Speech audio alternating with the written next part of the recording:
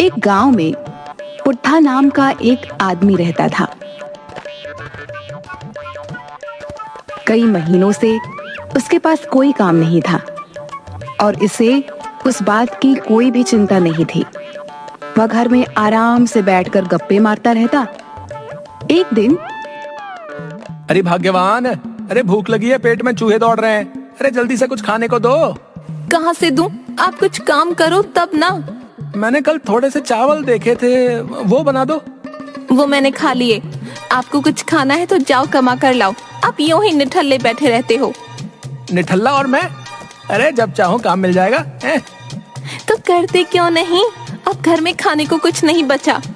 पुट्ठा घर से बाहर चला गया। अब थोड़े दिन काम तो करना पड़ेगा। चलो उस सामने वाली दुकान में पता करता हूँ। मुझे कुछ काम मिलेगा? नहीं, दुकान में कोई काम नहीं है। पुट्ठा जाने लगा। ओ भाई, जरा सुनो तो। मतीराम उसे थोड़ा दूर लेके गया। तुमको काम चाहिए ना? मेरा एक काम करोगे? हाँ करूंगा, बताओ क्या काम है? जासूसी करनी है।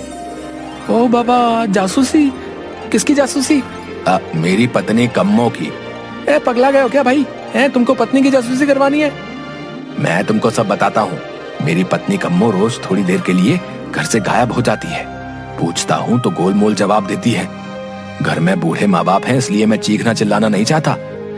तुम पता करो वो कहाँ जाती है, क्या करती है, कहीं कुछ गड़बड़ तो नहीं? और जो गड़बड़ हुई तो तुम्हारी गृहस्थी का सवाल है। ना, मैं ये काम नहीं करूंगा। सोच लो, जितने दिन जासूसी करोगे रोज के 10 रुपए दूंगा, और तुम नहीं तो कोई और ये काम करेगा, समझे? मुझे क्या पड़ी है? बात तो सही है, मैं नहीं करूंगा तो ये किसी और आदमी से जासूसी करवाएगा, और इतने रुपए। जी मैं करूंगा जासूसी, पर एक दिन की पेशी अभी दे दो। तुम बस ये काम ईमानदारी से करना और मुझे सब सच सच पता करके बताओ, ठीक है? पुट्ठा ने हाँ में सिर हिलाया। अरे सुनती हो?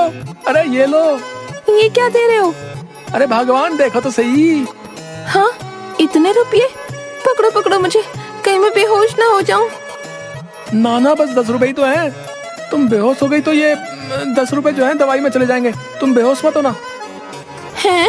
तुम्हें मुझसे ज्यादा अपने 10 रुपए से प्यार है तो मुझसे शादी क्यों की? रुपए से ही कर लेते।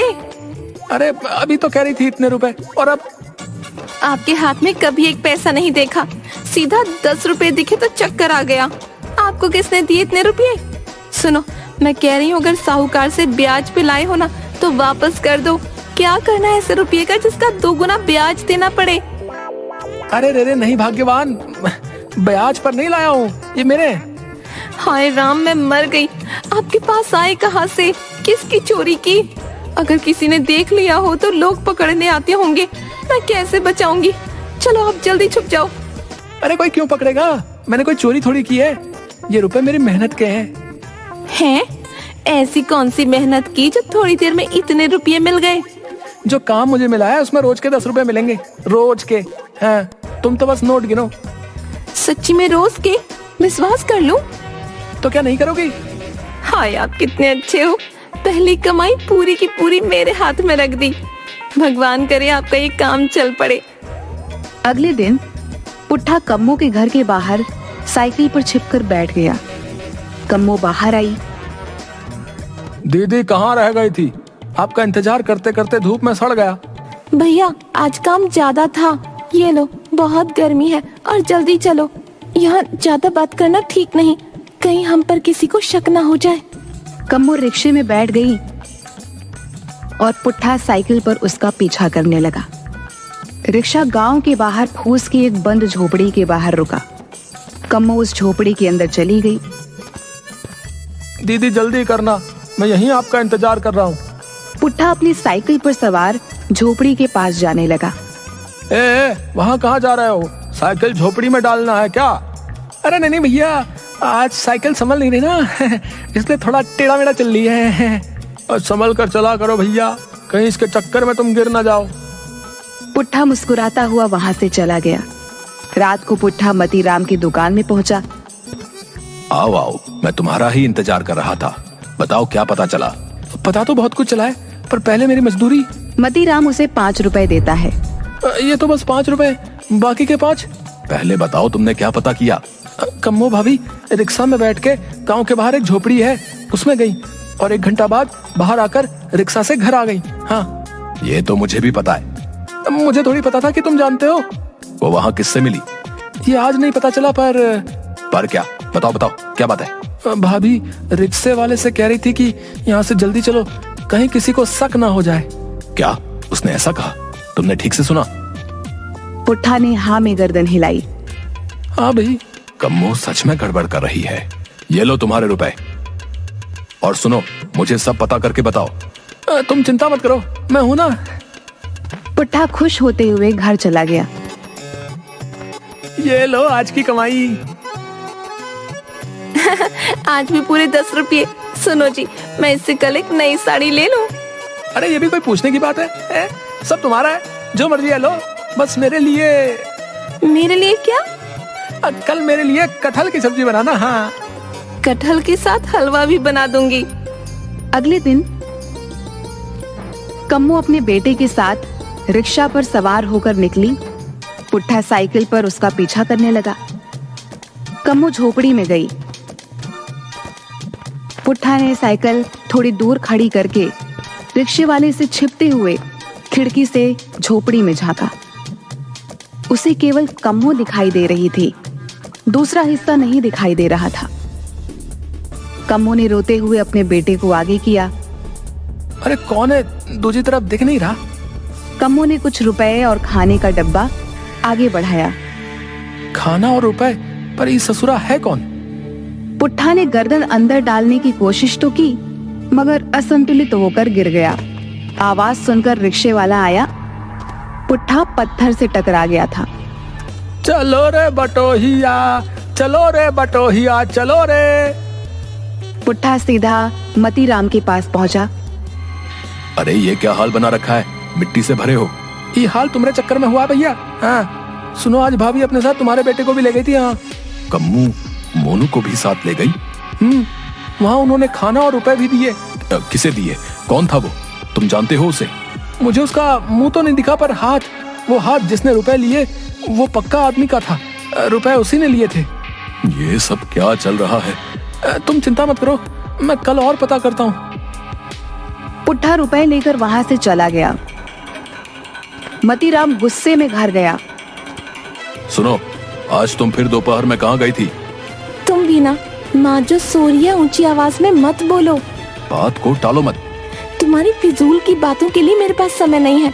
बाबूजी के खाने का समय हो गया है, फिर माँ जी उठ जाएंगी। तुम घर की शांति भंग मत करो। माँ बाबा की वजह से ही चुप रहता हूँ, वरना। अगले दिन दुकान में। तुम लोग कामचोर हो गए हो। देखते नहीं कितना काम पड़ा है, कौन करेगा?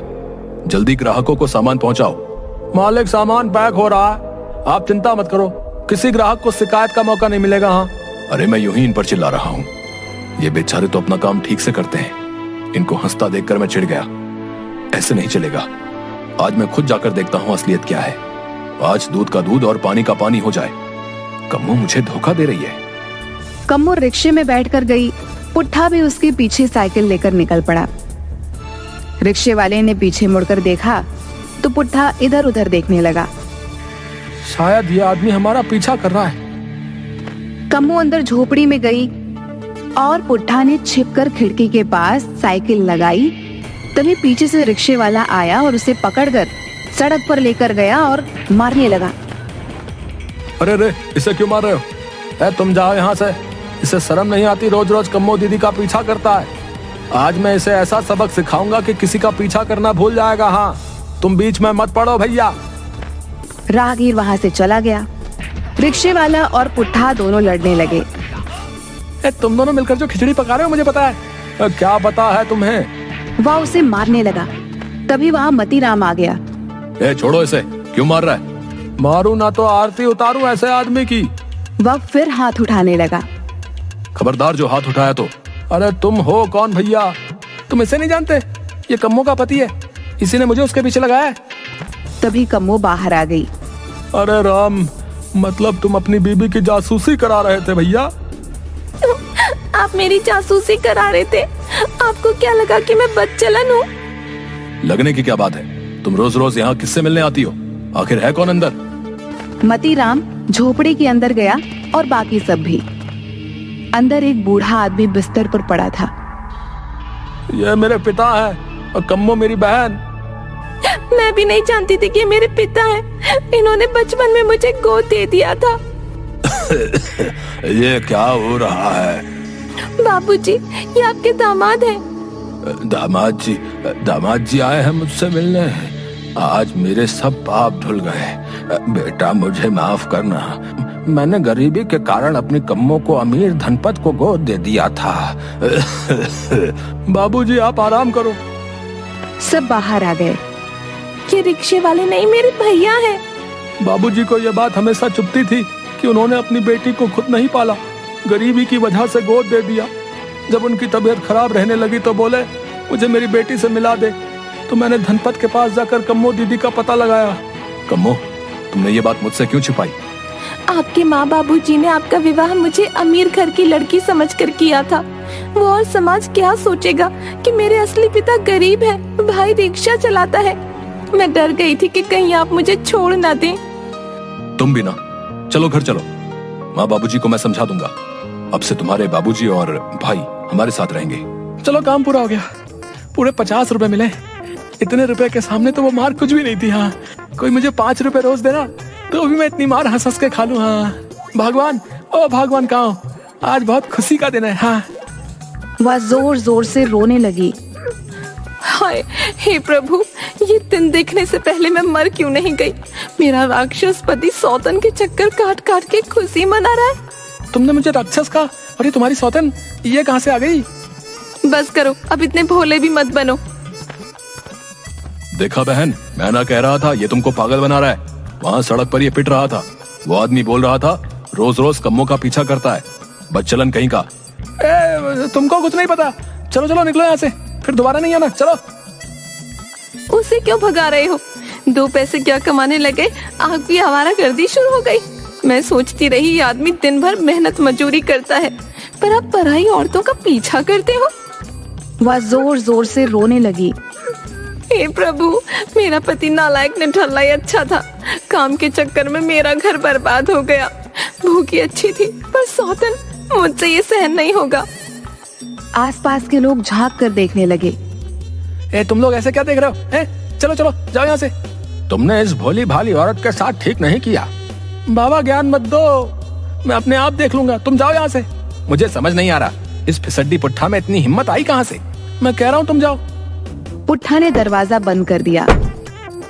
भगवान तुम सुनो तो, मैं कम्मों की जासूसी कर रहा था। इसी जासूसी करने के तो पैसे मिले।